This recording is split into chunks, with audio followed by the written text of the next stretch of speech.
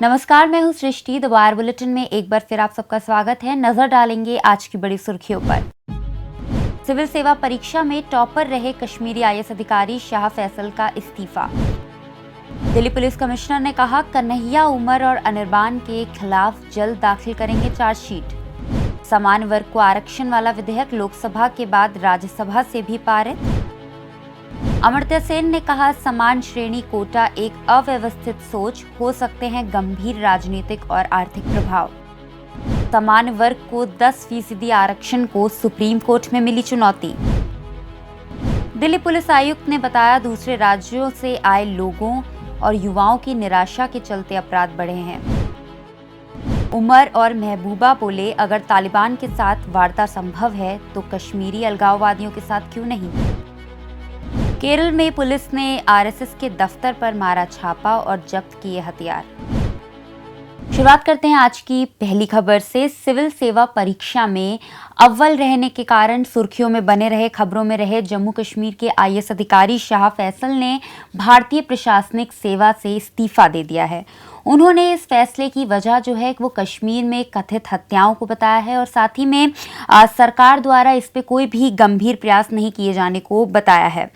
35 वर्षीय फैसल ने Facebook tweet करके एक बयान लिखा और उन्होंने लिखा कि हिंदुत्ववादी जो ताकतें हैं उनके द्वारा करीब भारत के 20 करोड़ मुसलमानों को लगातार हाशिए पे ढकेलने और जम्मू कश्मीर की जो राज्य की विशेष पहचान है उस पर हमले के कारण और भारत में जिस तरह से अति राष्ट्रवाद के नाम पर असहिष्णुता और साथ ही में नफरत हो रही है उसकी बढ़ती संस्कृति के विरुद्ध है। शाह फैसल हाल ही में विदेश से ट्रेनिंग लेकर लौटे हैं। उन्होंने केंद्र में भाजपा सरकार का नाम तो नहीं लिया, केंद्र की भाजपा सरकार का, लेकिन उस पर एक तरह से परोक्ष रूप से हमला करते हुए कहा कि आरबीआई, सीबीआई और एनआईए जैसी जो एजेंसियां हैं, सरकारी संस्थाएं हैं, उनको नुकसान पहुंचाया जा रहा है और जिससे इस देश की जो संवैधानिक इमारत है वो ढह सकती है, इसे रोकना होगा। उन्होंने ये भी लिखा कि वो शुक्रवार को अपनी भविष्य की योजनाओं के बारे में मीडिया से बातचीत करेंगे। बहरहाल इनका फैसला आते ही सोशल मीडिया पर इस फैसले की जो इस्तीफे की खबर है वो जब फैली तो नेशनल कॉन्फ्रेंस के जो नेता हैं उमर अब्दुल्ला, उन्होंने ट्वीट किया कि नौकरशाही का जो नुकसान है वो राजनीति का फायदा बन सकता है, इस तरफ स्वागत है शाह फैसल। इसके बाद तुरंत अटकलें लगाई जाने लगी कि जो शाह फैसल हैं वो नेशनल कॉन्फ्रेंस में शामिल होंगे, पर इस पर प्रतिक्रिया देते हुए उमर ने कहा कि उन्होंने उनके फैसले का स्वागत किया है। उन्होंने फैसल का जो स्वागत है वो राजनीति की तरफ किया है और 6 महीने पहले ही जम्मू कश्मीर सरकार ने एक ट्वीट को लेकर इन पे डिसिप्लिनरी एक्शन किया था और साथ ही में ये जो ट्वीट था वो था बलात्कार के जो लगातार मामले आ रहे हैं उससे रिलेटेड था, उस पे एक ट्वीट किया गया था।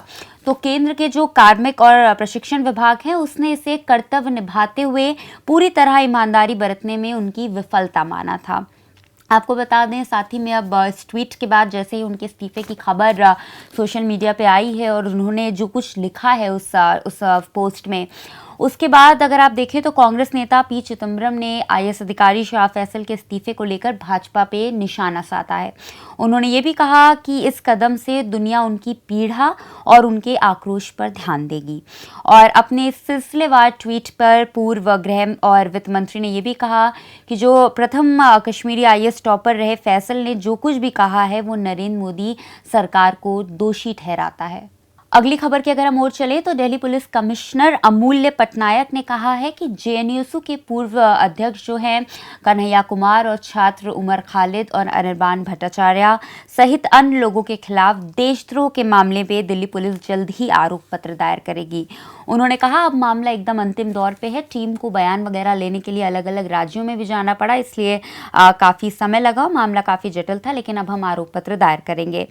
साल 2016 में संसद के हमले के जो दोषी अफजल गुरु के संबंध से जेएनयू परिसर के अंदर एक कार्यक्रम को लेकर उसमें देश विरोधी नारे लगाने के आरोप में इस तरह राजद्रोह का आरोप लगाकर एक तरह से कन्हैया, उमर और अनिरबान इन 3 छात्रों को गिरफ्तार किया गया था और ये जो तीनों छात्र हैं वो अभी जमानत पे रिहा हैं और जब इन तीनों छात्रों को गिरफ्तार किया गया था तो देश भर की अलग अलग यूनिवर्सिटीज़ ने और छात्रों ने सड़क पर उतरकर विरोध प्रदर्शन किए थे और इन गिरफ्तारियों के खिलाफ एक तरह से आवाज़ भी उठाई थी। अगली खबर की अगर हम ओर चलें तो आर्थिक रूप से कमज़ोर जो जनरल कैटेगरी के लोग हैं उनको सरकारी नौकरियों में और हायर एजुकेशन में जो 10% आरक्षण देने वाला जो विधेयक है वो लोकसभा के बाद अब राज्यसभा में भी पारित हो गया है। इसके समर्थन में 165 वोट पड़े हैं और विरोध में महज 7 वोट पड़े हैं। इससे पहले भाजपा ने अपने सभी सांसदों को राज्यसभा में मौजूद रहने के लिए भी कहा था और ये भी बताया गया कि राज्यसभा में ये बिल पास करवाने के लिए, इस पर चर्चा करवाने के लिए जो राज्यसभा की कार्यवाही है वो भी एक दिन के लिए बढ़ा दी गई थी। और बीते सोमवार को ही केंद्रीय कैबिनेट ने इस संशोधन को मंजूरी दी थी। लोकसभा में ये संशोधन पास हो गया है, यानी कि ऊंची जातियों में जो जनरल कैटेगरी है उसमें जो आर्थिक रूप से कमज़ोर हैं उनको हायर एजुकेशन में और सरकारी नौकरियों में 10% आरक्षण दिया जाएगा। ये बात हो रही है अभी तक। और साथ ही में ये जो आरक्षण है ये 50% की जो जातीय आधारित आरक्षण है उससे अलग होगा। और मोदी सरकार का ये लोकसभा चुनाव से पहले एक बड़ा कदम माना जा रहा है। जो विपक्षी पार्टियां हैं वो इसको लेकर लगातार मोदी सरकार पे निशाना साध रही हैं। उनका कहना है कि जो सरकार जिस समय ये विधेयक लेकर आई है उस पर वो सवाल उठा रही हैं और वो ये भी कह रहे हैं कि सरकार अंतिम समय में आनन फानन में ये विधेयक पास करा रही है। अब इस पे जो नोबेल पुरस्कार विजेता अर्थशास्त्री हैं अमर्त्य सेन, उन्होंने कहा है कि ये एक अव्यवस्थित सोच है। उन्होंने एक तरह से ये जो जनरल कैटेगरी के जो गरीब लोग हैं उनको 10% आरक्षण देने की बात है, इसको एक अव्यवस्थित सोच बताया है। उन्होंने ये भी कहा कि इस फैसले की गंभीर राजनीतिक और आर्थिक प्रभाव होंगे। सेन ने यह भी कहा है कि मोदी सरकार ने यूपीए सरकार की शासनकाल में जो उच्च आर्थिक वृद्धि है उसे तो कायम रखा, लेकिन उससे जो नौकरियों में कोई सृजन या फिर जो गरीबी है उसका उन्मूलन या फिर जो सभी के लिए कुछ बेहतर शिक्षा या स्वास्थ्य उसमें बदलाव नहीं ला सके, उसे नहीं बदला जा सका। अमर्त्य सेन ने मोदी सरकार पर अपने कई वादों को ना पूरा कर पाने का भी आरोप लगाया है। उन्होंने ये भी कहा कि भाजपा जो है वो समाज को बांटने की जो पॉलिसीज हैं उसे आगे बढ़ाने का काम कर रही है। जो नागरिकता संशोधन बिल है उस पर भी उन्होंने अपनी राय रखते हुए इसे भेदभावपूर्ण बताया है। और साथ ही में ये जो आर्थिक आधार पर जो आरक्षण का मुद्दा है ये सुप्रीम कोर्ट अब पहुंच गया है। यूथ फॉर इक्वालिटी ने इसे संविधान संशोधन को सुप्रीम कोर्ट में इसे चुनौती दे दी है। इस संगठन ने अपनी याचिका में दावा किया है कि ये संशोधन जो है वो संविधान की जो मूल भावना है, जो स्पिरिट है, उसका उल्लंघन करता है। याचिका में इस मुद्दे पर तुरंत सुनवाई करने की मांग भी की गई है और आर्थिक आधार पर जो नौकरियों में और हायर एजुकेशन में जो 10% आरक्षण देने की बात है उसको लेकर जिस तरह से लोकसभा और राज्यसभा में पारित किया गया है, इस संशोधन पर उन्होंने स्टे लगाने की मांग की है यूथ फॉर इक्वालिटी ने। और सुप्रीम कोर्ट में बहरहाल इस मामले में अभी सुनवाई नहीं हुई है। माना जा रहा है कि सुप्रीम कोर्ट जो है वो इसमें अगले हफ्ते सुनवाई कर सकता है। अगली खबर की अगर हम ओर चलें तो देश की राजधानी दिल्ली में 2017 की तुलना में अगर आप 2018 को देखें तो वार्षिक अपराध दर जो है उसमें 6% की वृद्धि हुई है। और इस पर दिल्ली पुलिस आयुक्त जो हैं अमूल्य पटनायक, उन्होंने इसके लिए दूसरे राज्यों से जो आए लोग हैं और साथ ही में अधिक महत्वाकांक्षा और युवाओं में बढ़ती निराशा को इसका जिम्मेदार बता दिया है। 2018 के लिए अगर आप जो वार्षिक अपराध के जो उन्होंने आंकड़े पेश किए उसके बाद पटनायक ने कहा कि जब संपन्न इलाकों के बगल में झुग्गियों में रहने वाले जो लोग हैं वो उन लोगों को देखते हैं कि वो कितनी आरामदायक ज़िंदगी जी रहे हैं तो उन्हें भी जल्दी अमीर होने की इच्छा होती है और उसके बाद वो इस तरह के काम करते हैं। वो सड़क पर कीमती सामान छीनने और लूटपाट जैसी चीज़ों में शामिल हो जाते हैं। पटनायक ने यानी कि जो बढ़ते हुए अपराध हैं उसके लिए अमीर और गरीब के बीच जो बढ़ती हुई सामाजिक और आर्थिक असमानता है उससे जिम्मेदार ठहराया है।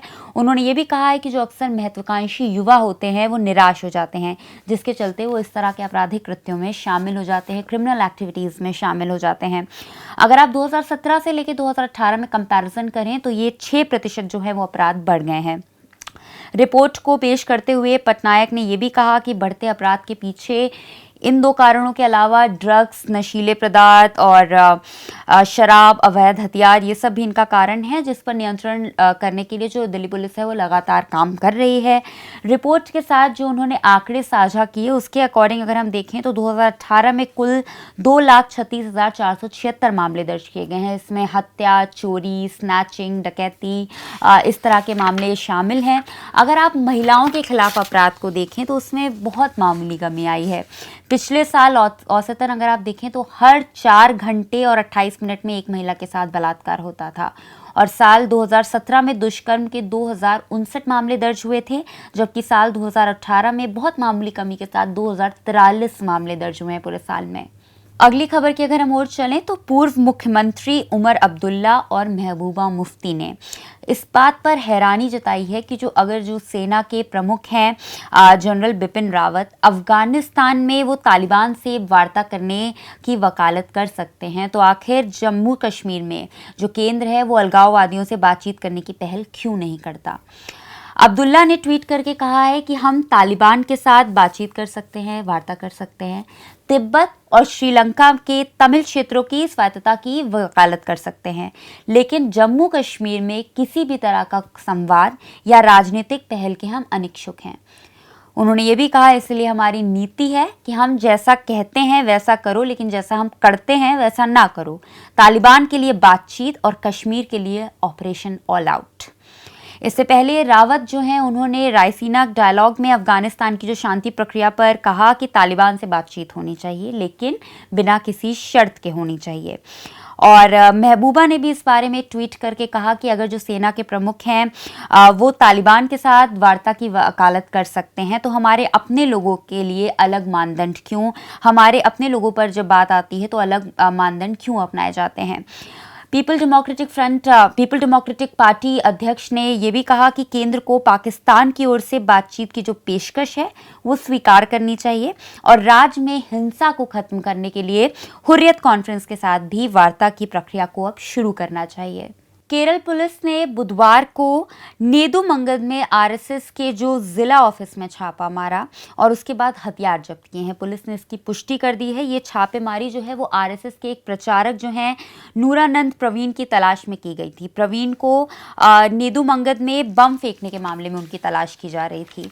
पुलिस ने इसकी जानकारी देते हुए ये भी बताया कि ये जो छापेमारी है वो पिछले सप्ताह नेदुमंगल के एक स्थानीय पुलिस स्टेशन पर कथित तौर पर आरएसएस कार्यकर्ताओं के हमले के बाद की गई है। ये लोग सबरीमाला एक्शन काउंसलिंग के बैनर के तले सबरीमाला मंदिर में 2 महिलाओं के प्रवेश के विरोध में राज्य भर में प्रदर्शन कर रहे हैं। साथ ही ये भी बताया उन्होंने कि सीसीटीवी फुटेज से ये पता चलता है कि जो आरएसएस के जिला प्रचारक हैं प्रवीण, वो पुलिस स्टेशन पर बम से हमला कर रहे हैं और इस घटना को अंजाम देकर वो वहां से भाग जाते हैं। सबरीमाला मंदिर में 2 महिलाओं के प्रवेश के बाद राज्य भर में काफी विरोध प्रदर्शन हुए, हिंसक विरोध प्रदर्शन की खबरें आई और इस दौरान माकपा, भाजपा और आरएसएस के कार्यकर्ताओं के घरों में बम फेंकने की भी खबरें आई हैं। बहरहाल इन सारी खबरों को आप जाकर हमारी द वायर की अंग्रेजी, हिंदी और उर्दू वेबसाइट्स पे पढ़ सकते हैं। इसी के साथ मैं सृष्टि, द वायर बुलेटिन में आज इतना ही। द वायर के और वीडियोस देखने के लिए सब्सक्राइब करें और बेल आइकन पर क्लिक करें।